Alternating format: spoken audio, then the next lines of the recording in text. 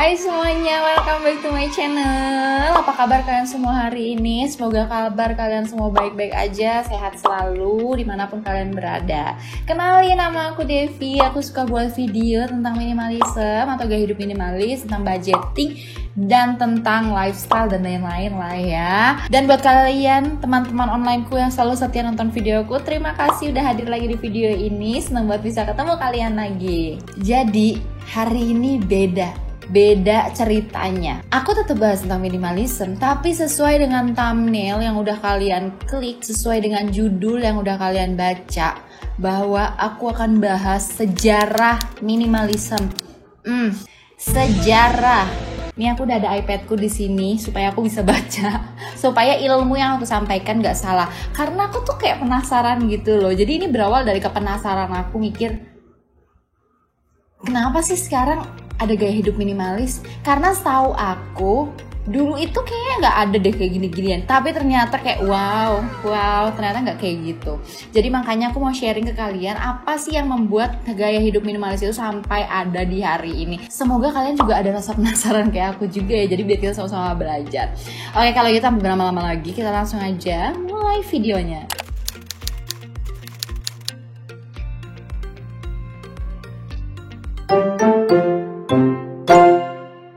Jadi, let's turn back time. Oke, jadi sekarang kita balik ke tahun 1950 sampai 1960, di mana waktu itu terjadi art movement di New York, Amerika Serikat. Kalian tahu dong, art atau seni dulu itu kayak gimana? Lukisan-lukisannya tuh yang heboh-heboh, rame-rame, terus kayak gambar-gambar gedung yang klasik-klasik gitu ya. Terus abis itu objeknya tuh dalam satu lukisan banyak banget. Terus patung-patung juga biasanya tuh rumit gitu ya, patungnya, pahatannya tuh luar biasa banget. Ada orang-orang seni yang menampilkan seni yang berbeda, yaitu minimalis art, dimana mereka itu seninya nggak kayak yang biasa-biasa tadi.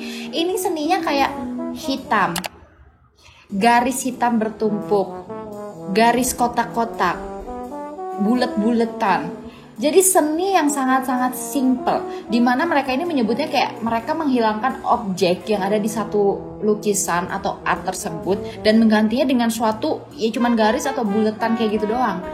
Jadi di simplified form bilangnya. Jadi bentuknya itu disimpelkan, dan ternyata banyak disukai yang akhirnya membuat gerakan art ini atau art movement ini itu bukan cuma sekedar lukisan atau foto, tapi juga musik, terus nari, terus juga arsitektur. Kalian kalau misalnya lihat gedung-gedung, aku dulu kayak merasa apaan sih kok gedung aneh banget. Ternyata itu adalah salah satu dari art movement tersebut yang berdampak sampai saat ini. Jadi mungkin kalau misalnya kalian ngerasa bahwa sebenarnya minimalism ini udah dari dulu, enggak, sebenarnya awalnya arti kata minimalism itu adalah di art atau seni, dimana mereka itu menyederhanakan seni-seni dari sebelumnya. Terus kenapa bisa ada sampai jadi gaya hidup kayak sekarang? Oke, kita berpindah lagi, maju ke tahun 1960. Jadi di tahun 1960 itu ada yang namanya hippies. Kalian tahu gak sih? Kalian pernah dengar gak sih? Mungkin kalau misalnya kalian anak tahun 90-an kayak aku, kalian pernah dengar tentang hippies. Sebenarnya aku tuh gak tahu dengan jelas juga apa itu hippies, tapi akhirnya aku cari tahu dan aku akan ceritain ke kalian apa itu hippies supaya kalian gak perlu cari tahu lagi. Jadi waktu itu Amerika tuh lagi gencar-gencarnya menginvasi Vietnam. Muncullah nih anak-anak muda itu demo turun ke jalan dengan gerakan make love not war. Intinya mereka itu adalah orang-orang yang mencintai damai. Ya iya sih, siapa sih yang enggak? Tapi kan zaman dulu kita tuh ngomong zaman perang ya, beda sama zaman sekarang. Ini zaman perang. Anak-anak muda ini dengan logo bunga sampai disebut sebagai flower generation, dan mereka inilah yang akhirnya menjadi orang-orang hippies dan terus membentuk suatu semacam kebudayaan yang baru dengan gaya mereka yang eksentrik, dimana kebanyakan orang-orang hippies ini rambutnya tuh yang gondrong-gondrong, terus habis itu baju-baju urakan, terus juga mereka terkenal dengan seks bebas, bahkan dengan obat-obatan terlarang. Tapi intinya dari gaya hidup mereka itu adalah mereka orang-orang yang suka freedom, kebebasan. Mereka nggak suka diatur. Makanya Makanya mereka ini akhirnya punya hidup yang nomaden. Mereka enggak mempunyai suatu ikatan dengan barang atau dengan hal-hal dunia gitu ya. Kayak misalnya mereka enggak peduli dengan jumlah uang, mereka enggak peduli dengan rumah yang besar dan bagus, mereka enggak peduli dengan baju yang bermerek atau tas yang bermerek.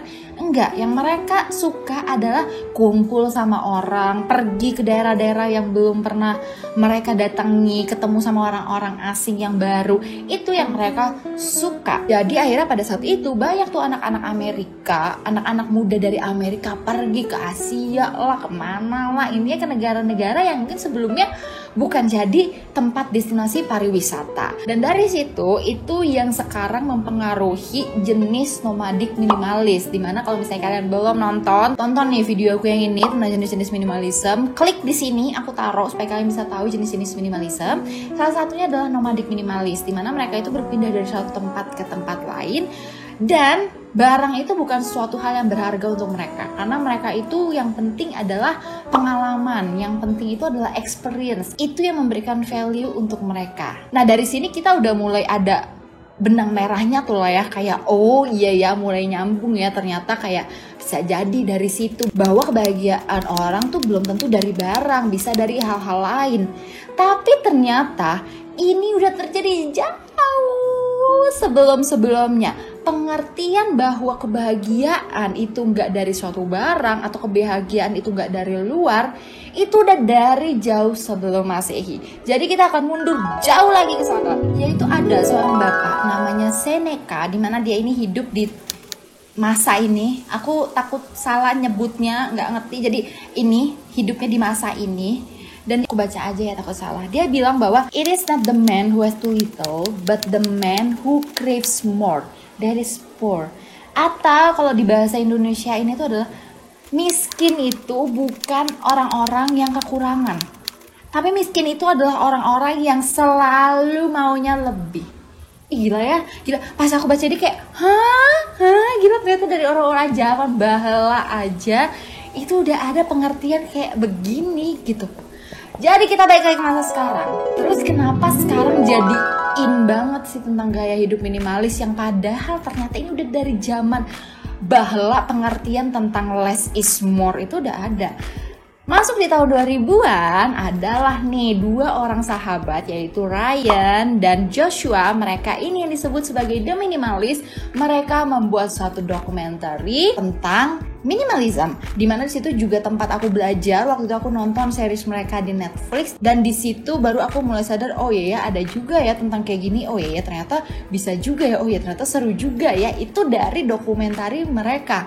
Nah, Joshua dan Ryan ini, atau kita sebutnya aja The Minimalist, mereka yang mempopulerkan gaya hidup minimalis ini terutama di Amerika Serikat dan menyebar ke berbagai macam negara lainnya. Jadi mereka itu sebenarnya awalnya juga ya kayak kita lah, kerja kantoran. Bahkan mereka itu udah sampai jabatan yang cukup tinggi, punya rumah yang bagus. Ibaratnya apa yang mereka perlukan itu sebenarnya udah tercukupi dari gaji mereka. Tapi mereka makin sadar bahwa kok kayaknya capek ya, kok waktu tuh terbuang begitu aja. Setiap hari ngelakuin hal kayak gitu, oke, dapat duit, tapi kok kayak masih ada yang kurang dalam hidup mereka.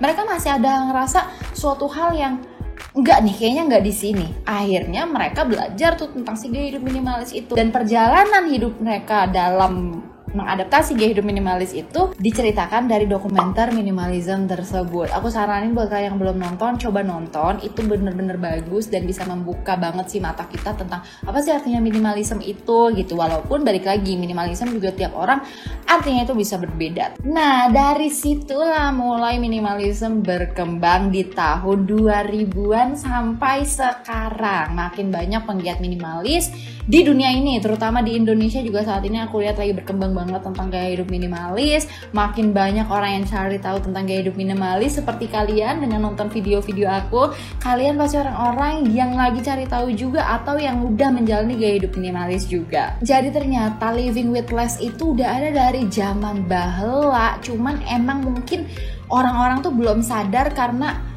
dengan adanya gaya hidup consumerism atau gaya hidup yang tingkat belinya itu tinggi. Tapi sejak tahun 2000-an juga mungkin karena internet udah banyak dipakai, sosial media udah menggila banget, jadi akhirnya gaya hidup minimalis ini yang sebenarnya udah lama itu bisa tersebar luas. Kalau zaman dulu kan ya nulis saja di batu kan ibaratnya, jadi susah untuk menyebarluaskan tentang gaya hidup ini gitu.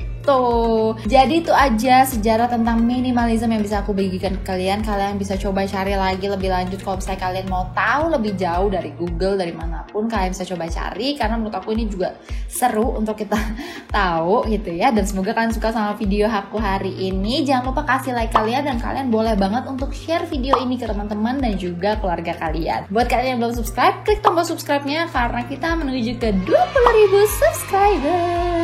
Kalau gitu sampai ketemu lagi di videoku selanjutnya. Bye-bye.